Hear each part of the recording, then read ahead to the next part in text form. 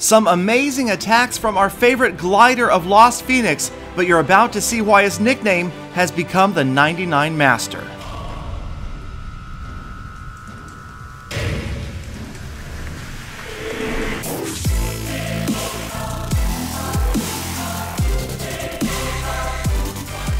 Welcome and thank you for stopping by Clash of Clans Attacks. I'm so happy to be here and to be able to bring you another daily episode. This time, yes, we're featuring Glider. Once again, a fan favorite, but maybe not his favorite replays of all time. So we're going to a recent war between Lost Phoenix and the clan with the foreign characters, and this would be his first attack against the number 4 player.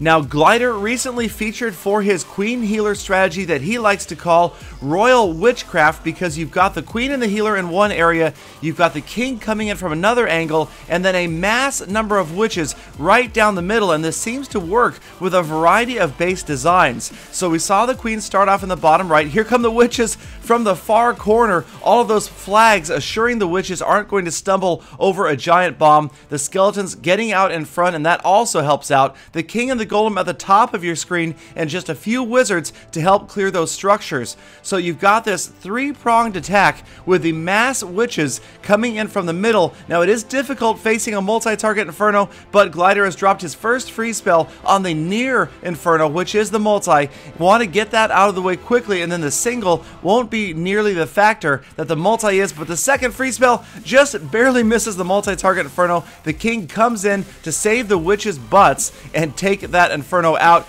and just about simultaneously the second star for 50%, so Glider quickly onto a 2-star victory, and the Queen still pretty healthy down at the bottom. Those units are clearing out the core, lots of witches remaining, and that is always a good sign for this type of raid, having those witches up to continue to generate skeletons all the way through the village. The Queen taking some serious damage now, but she has the Royal Cloak. He will use it momentarily, and that will keep her up. But you'll notice Glider is going to wait until the absolute last second where it is needed. The healers just barely winning the heal battle there, keeping her up long enough to use the Royal Cloak. And as we start to pan out, you'll notice the witches have fallen near the top of the screen, but this base decimated, almost no defensive structures remain. The Queen working her way towards the top. Unfortunately though, Glider still has a bunch of structures at the bottom of the village that need to be taken out, and just a single minion is down there working as fast as it possibly can. And you can see the time is starting to run out on this raid. Glider going to work his way up with his Queen. The cannon goes down, though single Hog Rider, he waits to drop it late. He didn't want it to target the cannon and get taken out. He couldn't have dropped it at the bottom. It would have run all the way up and chased down the cannon.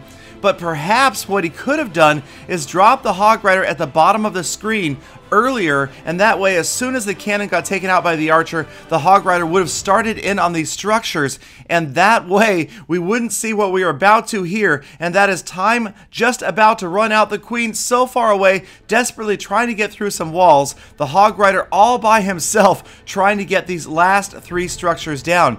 Now again, Glider drops the Hog Rider about 10 seconds earlier from the bottom of your screen. It would probably have pathed up about halfway to the cannon before the Archer Queen takes it out. Then it turns around, it's already on the board much earlier, and definitely would not result in a 99% 2-star war win.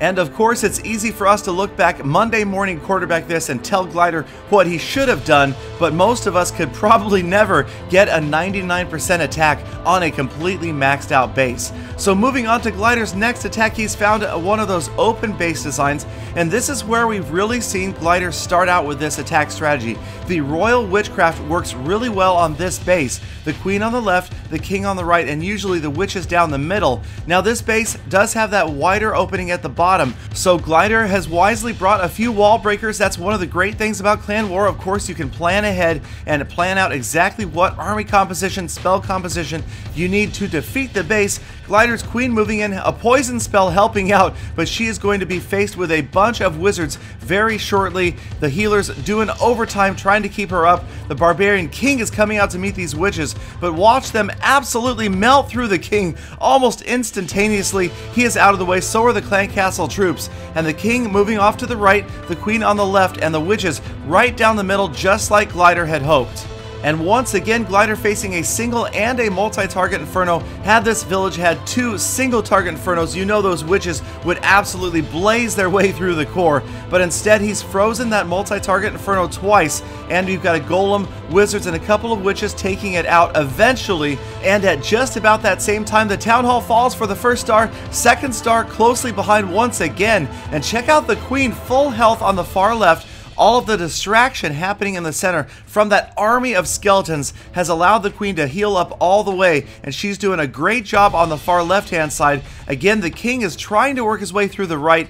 He doesn't have the assistance of healers, but he is going to have a small army of witches and skeletons as they face the back side of this Town Hall enclosure. Some go around and help him out. Now, he has fallen, but they're going to finish the job on that side and clear out the rest of the structures. The skeletons having burst through that back wall, backdooring the rest of this village. The Queen at full health, still taking out all of the structures on the far top left of the village. 79-80% damage, looking like Glider could be taking home another 3-star win like he has so many times recently for Lost Phoenix.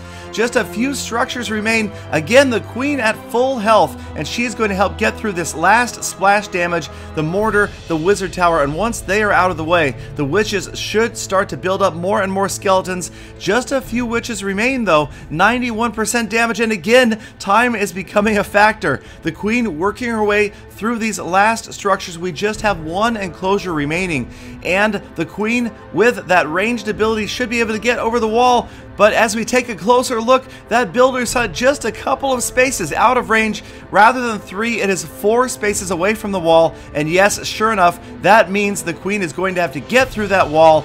And although it is her often favorite target, it's going to take her way too long to get there, and time is going to run out. Glider, unbelievably, for the second time in the same clan war, ends with a 99% 2-star win. Now, a shocking footnote to this episode is the fact that in the very next clan war, in Glider's first attack, he came home with another, yes, a third 99% victory in a row. That one was lost to a maintenance recently on the server, so I wasn't able to save the replay. But our condolences to Glider, so close to 3 perfect attacks instead of 9 stars, walks home with 6. So thank you guys again for watching. As always, I appreciate every last one of you. Your kind comments and support brighten my day every single day, and I hope I can do the same for you. Until next time, don't forget to like, comment, subscribe, and favorite. Check out my other videos, and of course, I will see you guys back here tomorrow with more full attacks.